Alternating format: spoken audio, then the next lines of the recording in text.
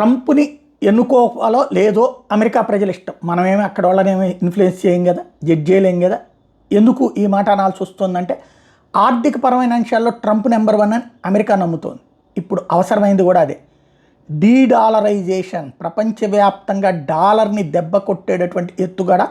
Bricks currency like euro టైప్లో, euro ఎప్పుడో వచ్చినా కూడా డాలర్ కంటే రేట్ ఎక్కువ ఉండొచ్చు కానీ ప్రపంచవ్యాప్తంగా డామినేట్ చేయలేదు.